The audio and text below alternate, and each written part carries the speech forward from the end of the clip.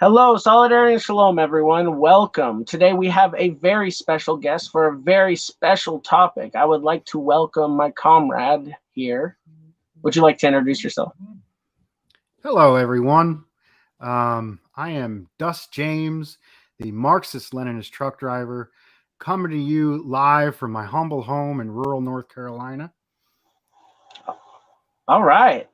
And I'm coming from you from my humble trailer in rural Texas. And this is the topic for discussion today, which is communists in the country and rural organizing and reaching out to the rural masses. And I think this is something that's often greatly overlooked, especially since, we are a minority of the people in the country. That's why it's the country. And we have Robert Webb. Hello, Robert. And so one thing I want to talk about first is that I want to not just talk about communists in the country, but the working class in general in the country. And I feel like they have a very particular and unique alienation that, we all feel alienation under capitalism, but in the country, I feel like that we are exposed to a very unique form of it. And I feel like that comes from a lot of places. Well, what do you think? There's a little bit of your talking points that I don't necessarily disagree with, but I think I have a slightly different perspective. Okay. And you said we as communists in the country or the minority, and that may be true of claimed ideological position, but there's a huge difference between people's class interests and their claimed ideological position. I think when we're looking at this, a lot of people like to focus. They're like, oh, I'm a Trotskyite, or I'm a third worldist, or I'm this, or I'm that, and I represent this or that. When in reality, Marxist-Leninism is not a religion. Marxist-Leninism is not where you go to, the road to Damascus and you profess the word of communism, and then you therefore are a communist or whatever the hell you think you may be. Marxist-Leninism is a tool to understand history, and then understand the material conditions, and then push it forward. So, those who claim to be ideologically leftists in the rural areas may be the minority, but we're seeing a lot of rural poverty, rural exploitation. You look at first you had, a lot of my show, I talk about country music a lot, and country music was born out of the mechanization of agriculture, where less people were needing to be in the rural areas, and also the monopolization of agriculture. So a lot of people were forced out of the rural areas to the city. And when they're in the city, they got industrial jobs. And they got industrial jobs, they got money. And this was right at about the same standpoint where records became cheaper. So former people that who were living in horrible conditions in the city, or horrible conditions in newly built factories, and other things, or small towns, could long for agricultural life. They look back to the bad good old days, or what have you, even though it was a material improvement. And that's really how I view history. So if we're looking at rural areas, one time I got really pissed off one day. I'll name the group. I went and maybe they listened, maybe they not. I'm not sure. After they went up and backed Biden, I don't know if I'm on talking terms with them. But I went up to an organization up in one of the cities around here, RCP, Revolutionary Communist Party, and they were having a rally against Trump. And I was glad to go, and I brought my sign, and it said, "Arrest Bush, Obama, and Trump for war crimes."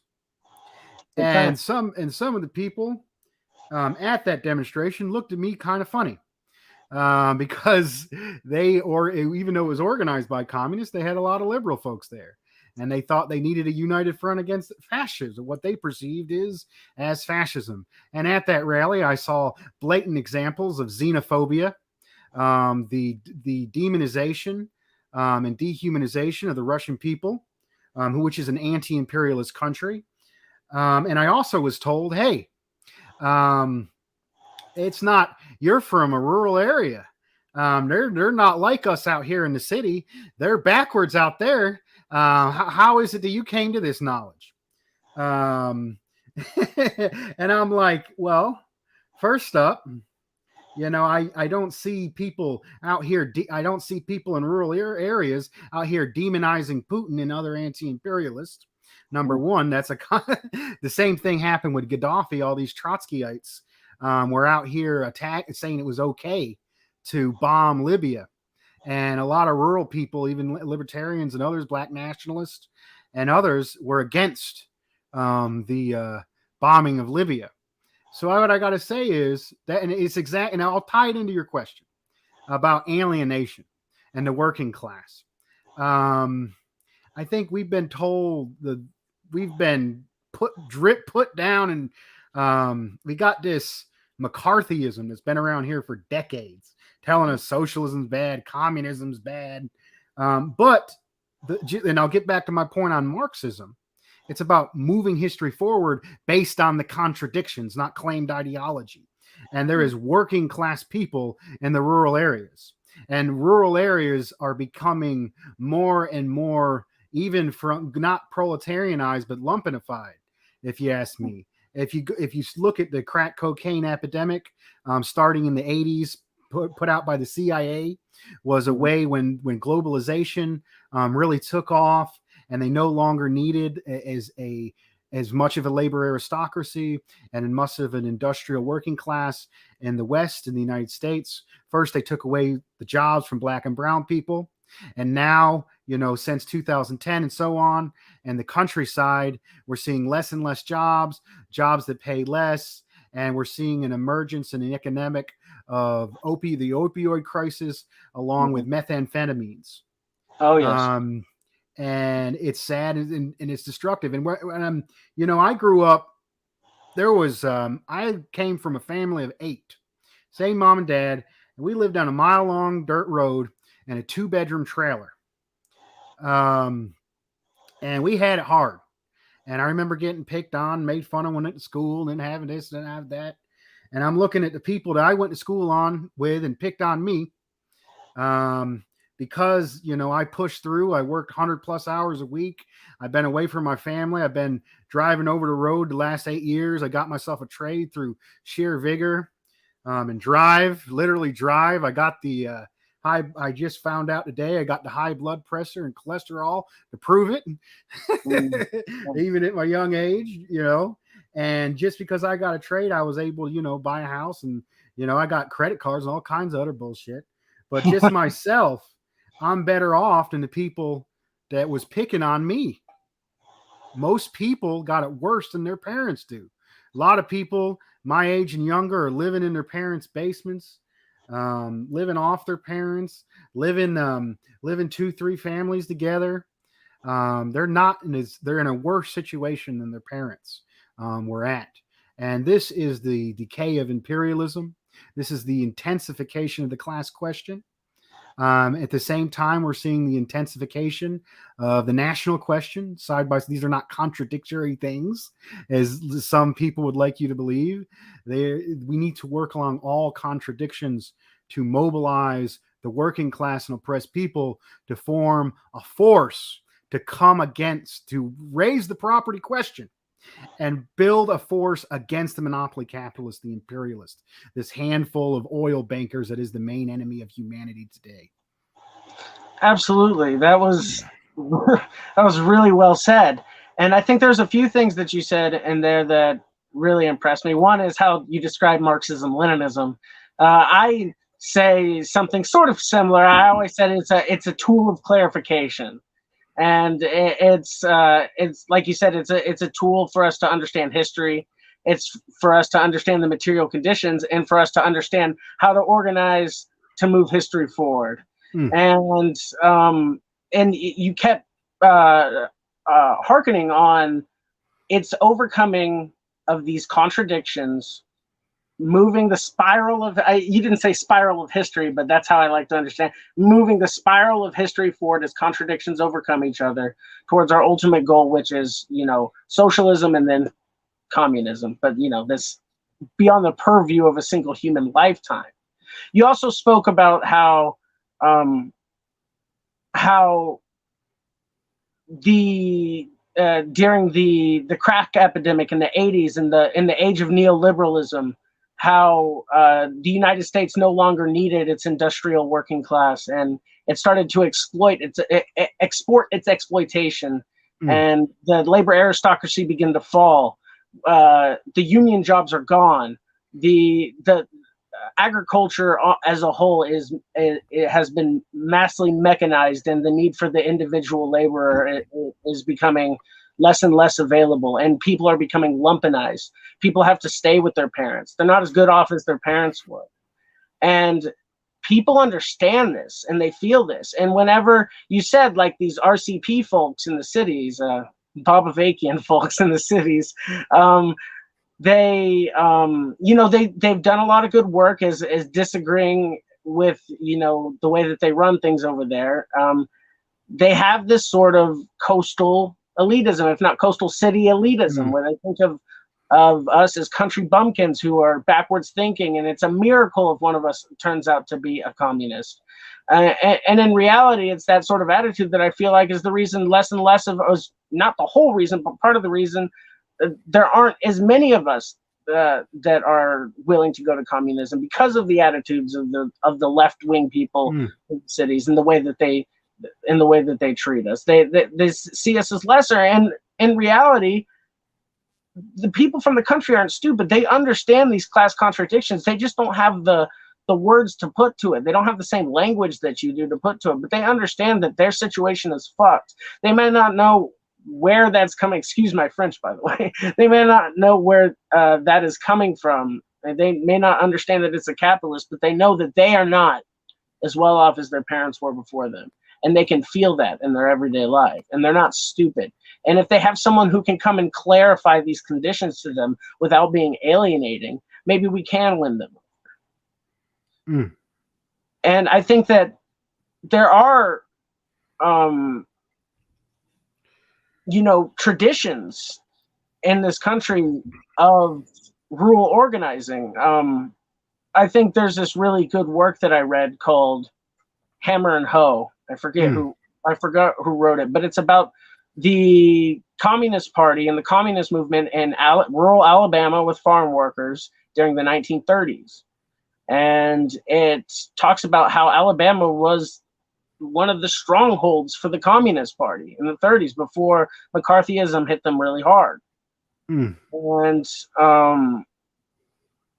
And you can see what the effects of McCarthyism had, because the South and the rural farm workers and the party, they were in touch with each other. They were hand in hand in lockstep. And then McCarthyism came, and as you said, it totally degraded the communist movement in this country to a point to where the party was nearly dissolved several times. And fortunately, due to hardworking comrades, it was preserved. But I don't see any other people, and today I feel like there are some shortcomings within the party. And and I think that the leadership will be the first to admit when it comes to reaching out to rural people, and they're making that effort. And that there was actually People's World released a very good article the other day about how we shouldn't abandon our rural working class comrades, because that's what they are. They're our comrades. Who drives history forward? It's not the communists and their dialectical ivory towers. It's the working class masses that are the driving force of history. And if you ignore such a large strata of the working class, especially those who are basically feeding this country and are the agricultural lifeblood of this country, and the same as our lumber and what little is left of these industries of old. These are the people that are giving, because if we are going to come back as a nation, if we are going to be city builders, as the CPI so eloquently puts it, then we will need to reindustrialize this country. And we will need to ask these people that you have abandoned so much in your coastal ivory towers and your Trotskyist reading clubs and your, revolutionary, in your revolutionary cadre meetings. The people that you have forgotten are going to be the ones that build these cities. And they're going to be the ones that feed these cities. And it's going to be and the ones that are going to be amassed for these massive public works programs, like, say, building a giant canal through the United States for trading purposes. Who knows? But I feel like that far too long, because I've been guilty of this myself. I am, for all intents and purposes, when I tell people, like a regular everyday person that I'm friends with that, and they're from the city. Oh, I'm from Texas. Oh my God, you must hate it there. That's what they say to me. You must hate it there. You're LGBT. Yeah, because I'm an LGBT person. I'm a communist. I'm Jewish. And the nearest temple to me is a good hour drive away. And so they're like, you must hate it there. I'm like, no, no, I don't hate it. It's one of the most beautiful places in the world. It's where I've grown up, and some of the most beautiful people you'll ever meet in your life. And, an amazing Chicano community. Some of the best barbecue you'll ever have. Maybe you'll argue with me over there in North Carolina about that. But I'm very partial to brisket, and we do that well over here. And these are, and I think it's time for us to step back and recognize that maybe these Trump voters that you hate so much from the country aren't your enemy. Maybe actually these people are closer to being your friend than you think. And I think that first and foremost needs to come with us needing to, because I grew up in a liberal household, even though I'm from Texas in the country. I was taught liberal values, like tolerance, religious tolerance, and all these other things, and that was very unique. My parents were typical Democrats and everything like that, and I grew up with this bias towards conservative people, especially given my own personal views and how, some of the nasty vitriolic things conservative people say about people like me. But what we have to understand is that we're not in the game, we're not in the politics of hurt feelings. We're not in the politics of, we're in class politics. We're in the politics of class struggle.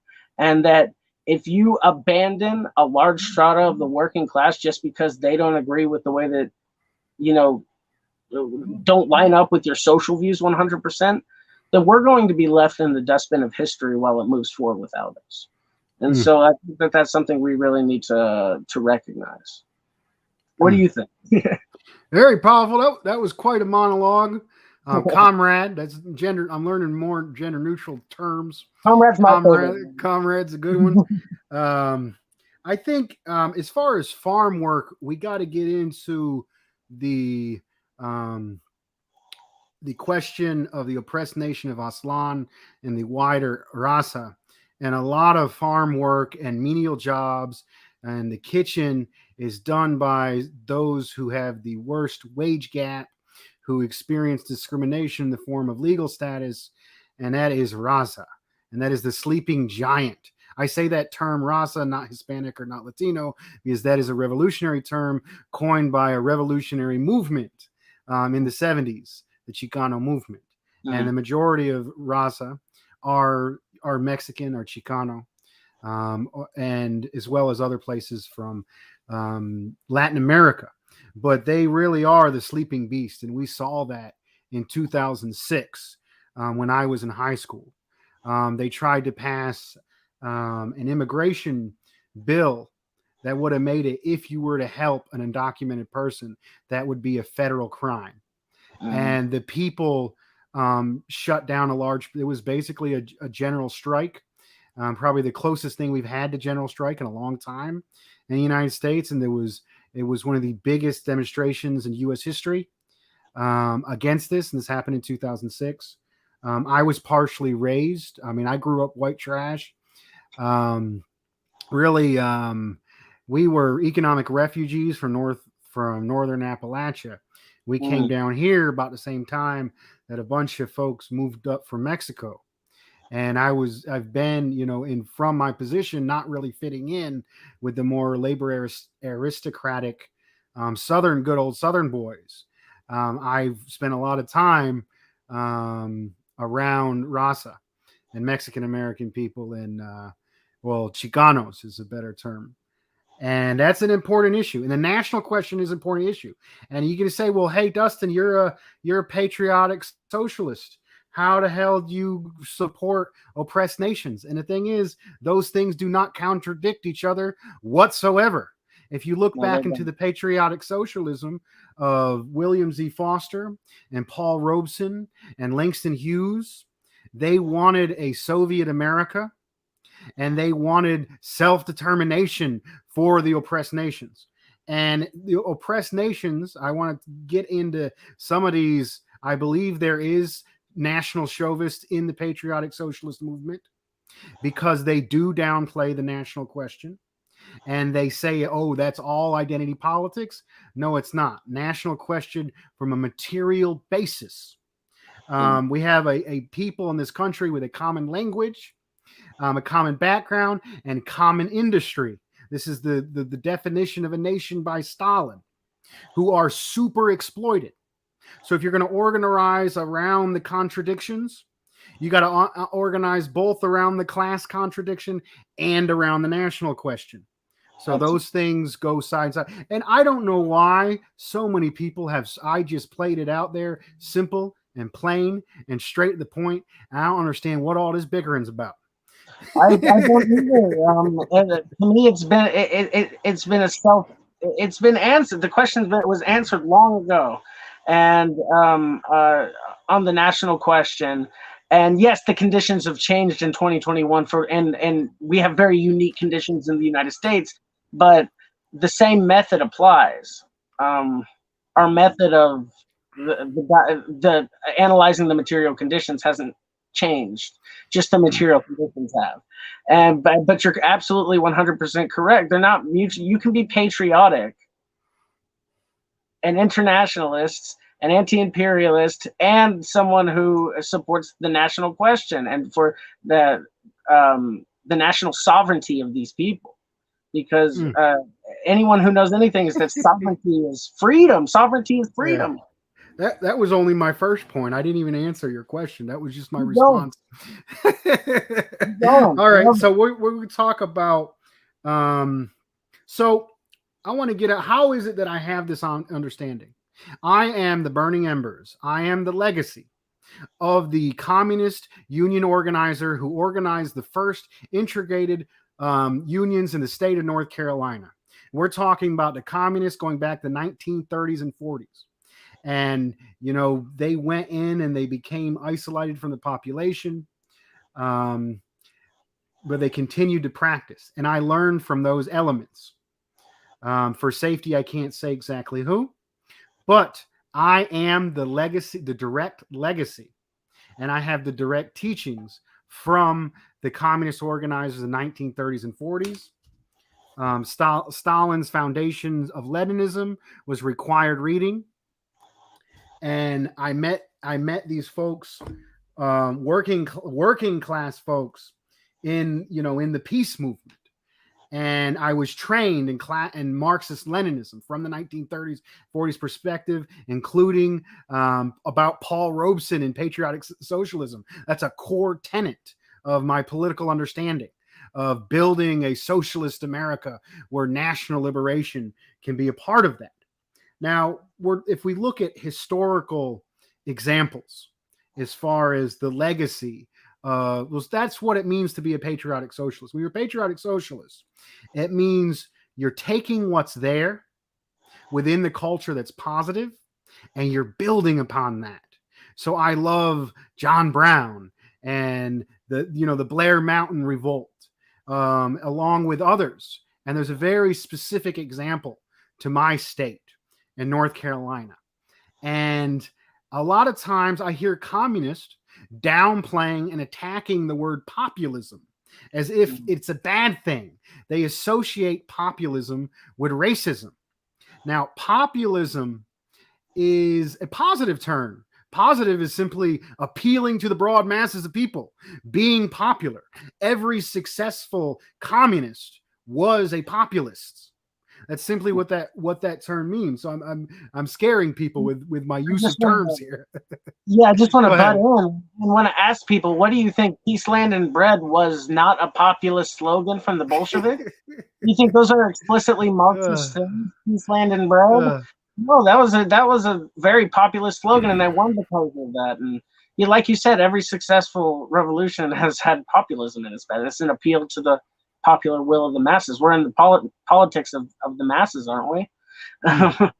So I brought that up because the racism was used to destroy the Populist Party. Williams Jennings Bryan, who had a good point about, trying to use inflation to help the workers, was tied into the former slave party. If people want to look into my recent study with Jay Theron-Paul on my channel that we did a talk on that. But the Populist Party was destroyed by racism and making alliances with the Democratic Party. But before that happened, in my state, North Carolina, there was a fusion party. There was a fusion party between recently freed slaves, Black Republicans, and the Populist Party before it turned over to the Democrats. The Populist Party was mostly poor white sharecroppers. So this is soon after the Reconstruction period, where there was Black politicians. The Black politicians in North Carolina united with the Populist Party, freed slaves uniting with white sharecroppers, and they took the former slave-owning Democrats out of office in several counties and several places. This is the hidden history that we're not told about in the schools. And people will often talk about the Wilmington Massacre. And the Wilmington Massacre was a coup d'etat of a formerly elected government. And it was black and white, poor black and white together took office. And then the former slave owners mobilized fascists, the KKK, and the racists to brutally attack the poor whites and blacks that were united to overthrow the power of the former slave-owning Democrats. So that completely turns all these assumptions on their head. And there's a lot of beautiful history in all the states, in all the rural areas, of people that stood up and fought back against imperialism, against segregation, against racism, and against class oppression. And we need to find that and build on it. Yes. We don't need to cancel the people. We need to find it and build on it. And we need to see where people are at and see the good things that they have. Maybe they're libertarians and they hate socialism, but they say that all these elite capitalists are actually communists. Well, at least they're hating the right people. That's a start. And we can make appeals to them. And that's not tailism. That is making broad mass appeals to their good sentiments. We're not appealing to their bad sentiments. Patriotism is not a bad sentiment. Patriotism, the love of the place you live in, the culture, the people, the land, just like being a Southerner or being in a rural area. This place fucked me up, but I love it. The people are beautiful here. And North Carolina barbecue does give Texas barbecue a run for its money. Vinegar-based pulled pork North Carolina barbecue with coleslaw on top with Texas Pete, which is actually a North Carolina hot sauce. That's true. That you can get around here. The people that out of Winston-Salem is absolutely delicious. And you can get, there's a slightly reactionary Christian company called Cookout around here. You can get a barbecue plate for $4. Now, it might give you some, it's full of grease and it's comfort food, but it's absolutely delicious. And that's something I love about my state of North Carolina. Yeah. And That's right. You can have. There's so much to be proud of, and you even look into the history of barbecue and where it comes from. There's even a beautiful working class history there too. And you know you can't separate an individual from their homeland. It's just it's integral to each other. Now, do we want to change this place to make it a better place than the way that we left it before? Of course. We're not looking back at these traditions and saying we want to go back to them. We're saying we want to take and synthesize the past, our good tradition with the necessary historical progress that we go through as communists. And hello, Romero. What up, comrades?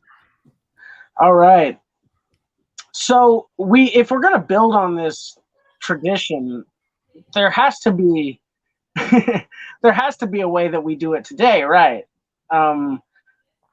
We have entities that exist in the United States. We have a lot of different parties and organizations, non-party organizations that are trying to do that are trying to reach out to these rural comrades.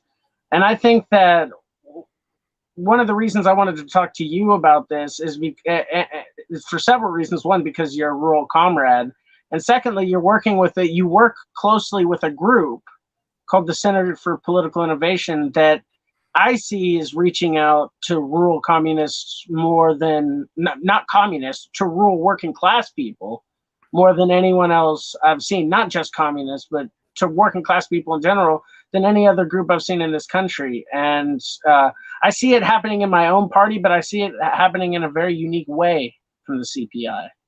And I even see it like CPI affiliated organizations like here in Texas with San Angelo Solidarity.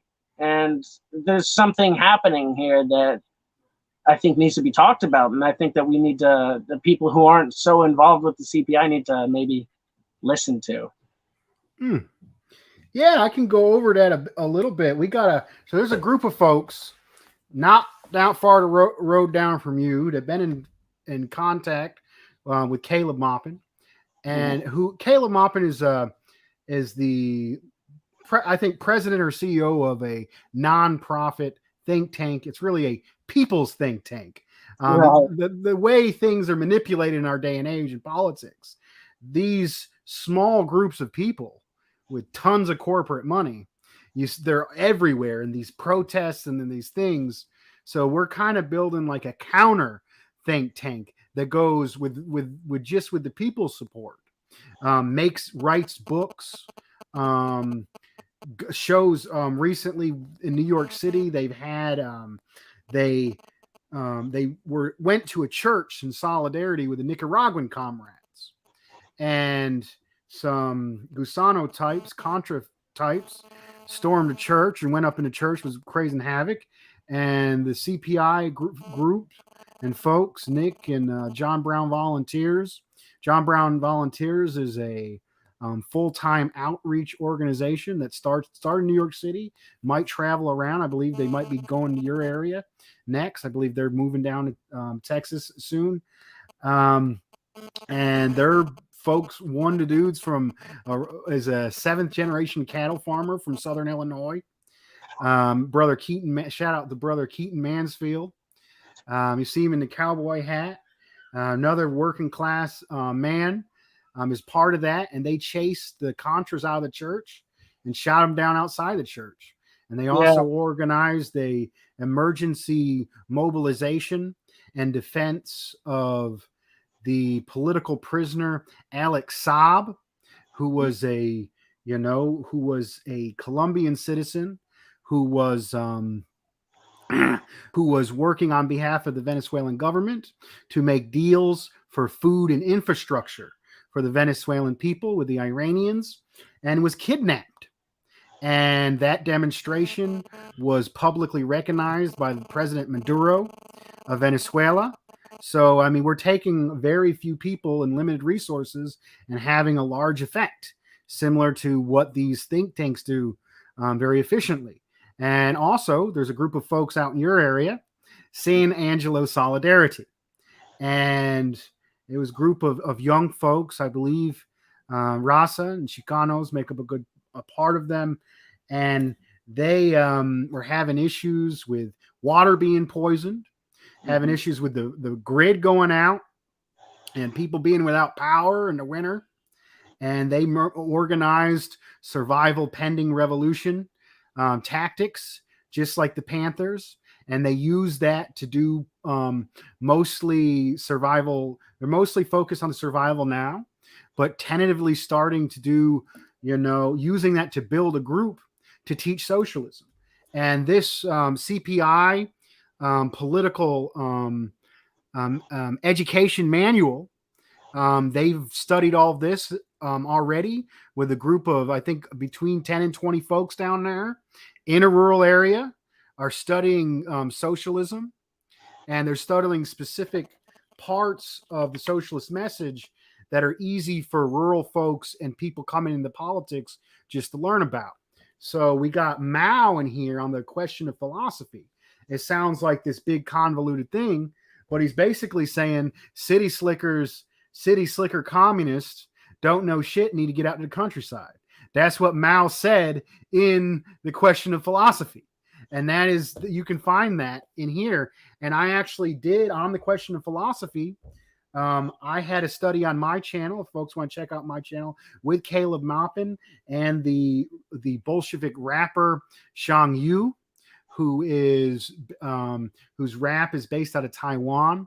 And he was able to help us go over the logistics of that. And we had a good study. And I've had Xiang Yu on my channel a few times. I co-host Working Class Revolt, which is a Saturday weekly show, which is promoting working class Marxism, which is not common. Myself, a truck driver, and my comrade from Australia, who's a boilermaker by trade and a union official. We do studies. We alternate between work meetings and studies. And the work meeting is at the beginning of the work meeting, we do what was introduced to introduce that work meeting. We carry on the tradition of the 1930s and 40s Communist Party, and we do a work update where we talk about the conditions of our communities and what we face and what we personally face. And we also do news updates, and we discuss, and that way, when we actually get to our body of work or our body of discussion, we're in the right frame of mind. And so we talk about geopolitical events and local events from a Marxist-Leninist anti-imperialist perspective. And that's what my show is, and that's what I do about. And I also do a personal blog and I call that Anti-Imperialist America.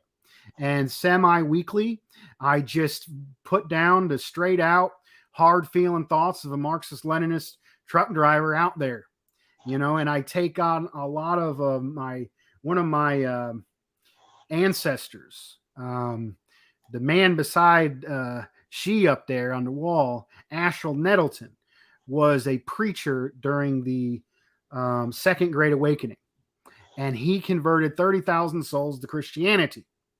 And I kind of see this YouTube and this thing is kind of make me carrying on his legacy, not in a religious sense, but in a political sense, because the Second Great Awakening was really the political awakening that led to the Second American Revolution. It was the moral, spiritual, and ideological component that was the fire behind the abolitionist movement. That helped trigger the Second American Revolution, which was the coalition of workers, farmers, freed slaves, and the capitalist establishment itself, putting down the backwards, disgusting institution of slavery. So, and this kind of goes on with Caleb Maupin, the Center for Political Innovation. We are in the time period of the Third Great Awakening. It's mostly a political awakening. Nelson Pirie, an Afro-American communist, said revolution comes in 3 stages. The first stage is the economic, which is a change of the economics. And because of that, because the ruling ideology no longer fits with the material reality, you need a social revolution. And then the social revolution reorganizes society and realigns ideology on a mass basis, which is the building blocks for the third phase of the revolution, which is the political revolution. And I see myself, carrying on my great-great-great-grandfather's legacy of being the bringer of change, of morality, and realigning ideology amongst the masses to push for a better future, to evolve society. And it comes out of a great love and respect of my community and the communities around us. That was beautiful. Very well said. And that's, I think, what I want to stress the most. If people get anything out of this, it's that if we're going to succeed, we have to understand that there are several qualities that a communist must have. And I think that one of them, and as cheesy and as corny as this sounds, I think one of them is love. I think that if you're going to be an effective communist, you have to have deep, deep love. You have to have love for your class. You have to have love for, if you're not a working class person, you have to have a great hatred for your class then. but I feel like that in order for us to succeed, we have to have this deep caring and love and empathy for people that may not agree with us. They may straight up hate your existence. But luckily for us, you don't have to get them to love you. You just have to get them to understand their class position in the world. And if we can do that in a non-alienating way, then I think that we're going to succeed. And just to talk about a little bit of the things that you said, the work that the CPI has been doing. And you mentioned Keaton. I think we should mention a book that he co-wrote with Caleb called Jesus is a Socialist, which I really love. And there's been a couple of works throughout history about this topic. Nothing is straightforward as this. I feel like I need to get my hands on this. I'm not a Christian at all, but I mean,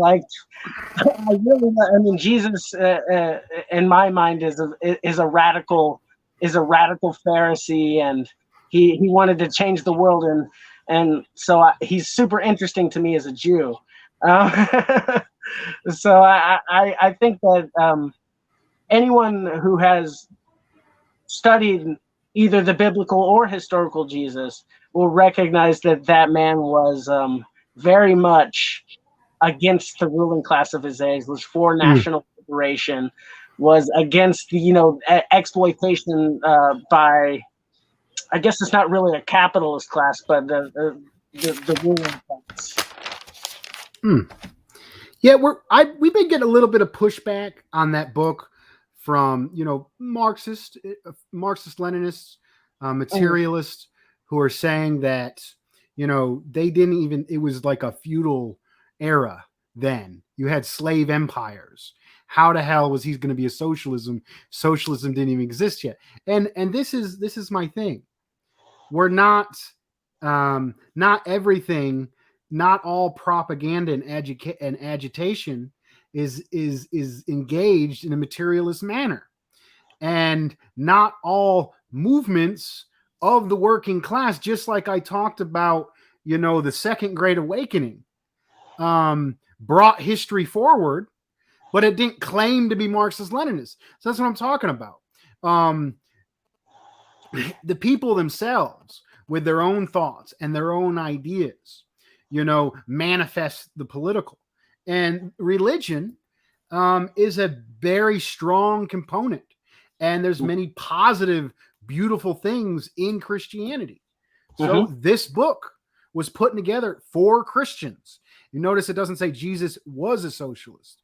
It says Jesus is a socialist, because Christians believe that they have a ongoing, current personal relationship with Jesus, and they believe that Jesus is, helping them do good and helping them stay away from drugs in the community and stay away from domestic violence. And this is a good sentiment. These are good sentiments. So why can't a positive religious sentiment be used to promote what Jesus taught himself, which is feed the hungry, be hospitable to a stranger, visit the prisoners, free the prisoners. Go for it. He whipped money lenders. Yeah, exactly. This is agipop. This is professional. This is professional, strategic agitation of the working class on their own terms. Yes, in the United States, which is a majority Christian country. I'm a deeply religious person, which is why we have to end this stream soon, because the sun is going down. Like, that's how important religion is to me. And I think that this book is brilliant. I think it reaches out to I think that book can reach out to more rural Americans, working class Americans, than the Communist Manifesto ever could. Just saying.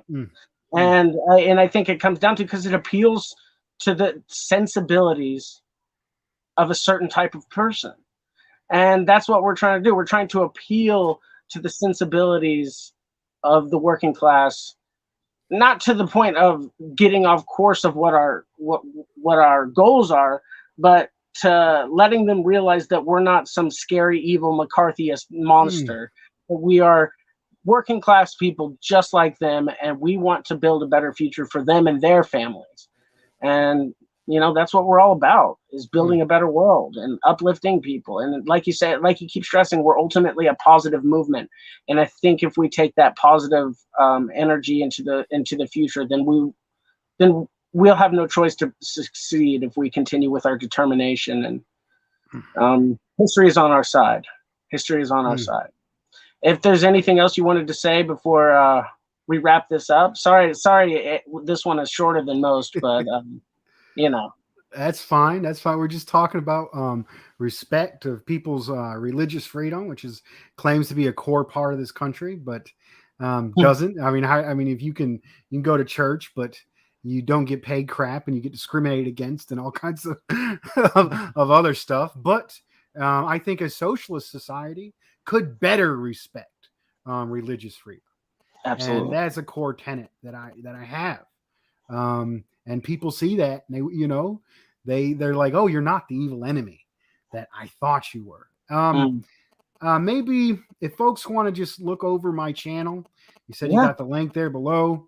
If you want to go on to CPI USA.org, you can read the 4-point plan. 4-point plan is very important. The 4-point plan, the first point is, nationalize. I don't remember it, but it's essentially nationalize the resources, nationalize the banks, and rebuild the country.